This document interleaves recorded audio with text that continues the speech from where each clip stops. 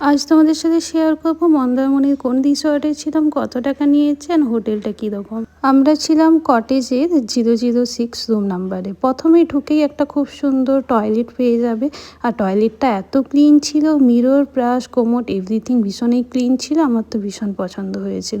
তারপর সোজা চলে এখানে কিং সাইজের একটা বেড ছিল।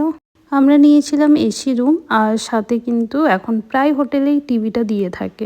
অপর সাইডে কিন্তু ছিল আমাদের খুব সুন্দর এখানে একটা সেটিং এরিয়া, একটা ছোট টেবিলও দেওয়া আছে। এখানে বসে আরামসে আমরা লাঞ্চ ব্রেকফাস্ট আমাদের করে নিতে পারবো। পর্দাটা সরালেই এখান থেকে বসে আমরা কিন্তু পুলের ভিউ এনজয় করতে পারবো। কিছুদিন ধরে এই রিসর্টের এত ভিডিওস আসছিল আমার কাছে, আমি যখনই প্ল্যান করেছিলাম চোখ বন্ধ করে কিন্তু এই রিসর্টটা বুক করে নিয়েছিলাম।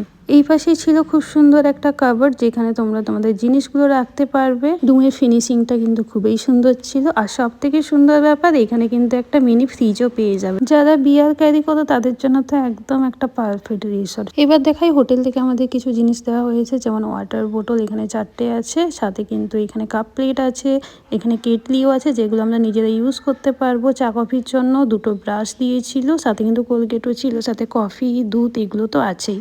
চলো এবার দেখাই তোমাদেরকে সেই জায়গাটা, যেই জায়গার কারণে আমরা এই রিসর্টটা বুক করেছি। আমাদের রুমের যে দরজাটা সেখান থেকে বাঁ সাইডে খুললেই কিন্তু ডাইরেক্ট তোমরা পুলে নামতে পারবে। পুলে যাওয়ার জন্য রুম থেকে বাইরে যেতে একদমই হবে না। এবার বলি হোটেলের ব্যাপারে। আমরা ছিলাম মন্দারমণি হোটেল এম প্লাজাতে। আমরা নিয়েছিলাম কটেজ রুম, যেটা মূল্য নিয়েছিল 1 নাইট 4000 টাকা। এটার সাথে কিন্তু আমাদের ব্রেকফাস্টটা ইনক্লুডিং ছিল। খাওয়া দাওয়া মিলিয়ে আমাদের টোটাল খরচা পড়েছিল 5500 টাকা। এবার বলি ওকেশন অনুযায়ী কিন্তু দামটা ওঠানামা করে। মন্দারমণি প্ল্যান করছো তাহলে ওদের অবশ্যই রিসর্টে ভিজিট করতে পারো, খুবই সুন্দর রিসর্ট। এনি ইনকোয়ারি স্ক্রিনে দেওয়া নাম্বারে কল করে নিতে পারো।